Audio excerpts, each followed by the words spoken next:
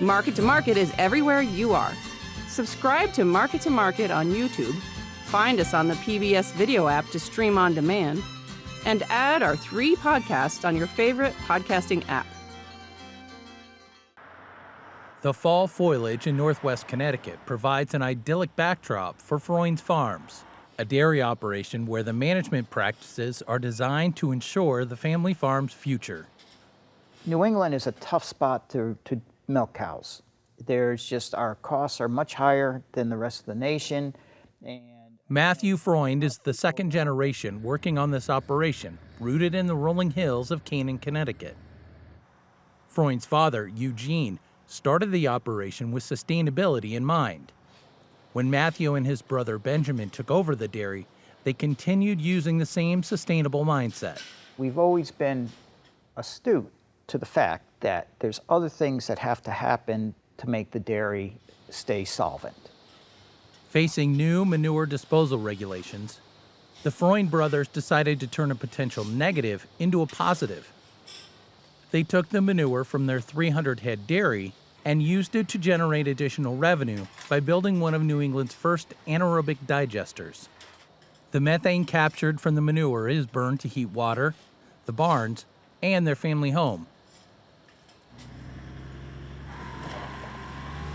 The pasteurized liquids are sprayed back on fields as fertilizer, reducing input costs from the farm. Okay, so what do you do with it at the end of the digester? You really didn't change your nutrient load. You made some methane and you converted some of your nitrogen to a more readily available chemical, but you still haven't changed anything. You still have all that nutrient. So at first we started to try to sell it for compost.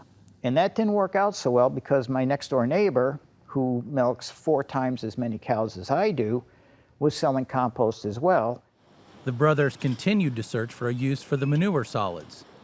Around 2001, while attending a local farm cooperative annual meeting, an official from the Connecticut Department of Agriculture suggested making flower pots out of the manure. And I thought about that for a little bit and then came home and started doing some research and just spent an inordinate amount of time looking to see how I could make a pot out of cow manure. With a little outside help, the Freunds finally came up with a working model and a plan for marketing what are now known as cow pots. You're taking this pot as it is and you're setting the whole thing in the ground. Amanda Freund is the 3rd generation to work on the family dairy and currently holds the sales and marketing reins for cow pots. This is awesome for me, just to be able to be reminded and to have the firsthand experience in our own market garden here that this is a parsley plant that went in the ground in June with the pot intact. We didn't score or crush it. We just put it in the ground as a full pot. And you can see there was absolutely nothing preventing the roots from growing right through that pot wall. And you can see, look at all these grubs I've got here. Hey, mister, come here. She also helps out at Freund's Farm Market and Bakery, a storefront business run by her mother. Amanda notes, proper land stewardship and economic opportunities are working hand in hand on the farm. Being able to generate revenue from producing cow pots, which are these biodegradable pots from our cow's manure that we then get to use in our farm market garden center. And so the manure from the dairy is then formed into cow pots at our cow pots factory and then used to grow plants for our farm market. So it's a synergy of these 3 businesses all being able to work together.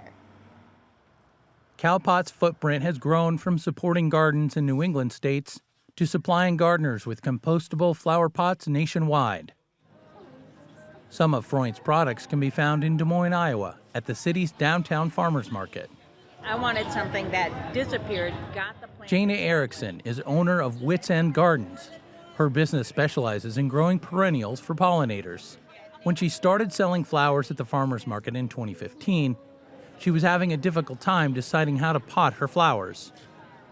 I'm not even sure how I found cow pots, but it's cow poop, which is like the best thing in the world for our plants. It is beyond sustainable.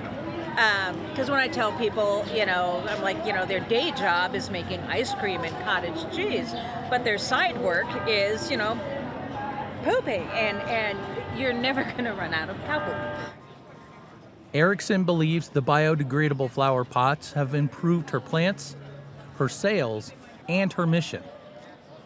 I am not selling a plant just so I can sell the plant and make money. I'm selling the plant so you have a beautiful plant in your garden and the pollinators are going to come. So therefore it has to live and grow, right? And to me, that's a point of pride. To carry on the tradition of maximizing potential while remaining sustainable, the Freunds decided to sell their dairy herd in September to a young producer looking to get started in the dairy business. Their focus is now on their storefront and cowpots production. We have a lot of farms with very mature leaders on those farms, and that farm needs to get to the next generation in order to keep actually a vibrant vision on that farm.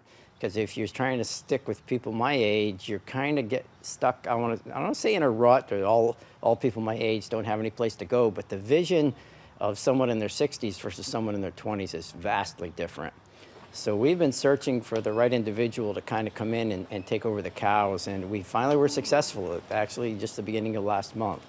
And it was a long process, but I think a very good process, and I think the prospects for making milk in Connecticut are brighter with these young people coming up and through. For Market to Market, I'm John Torpy.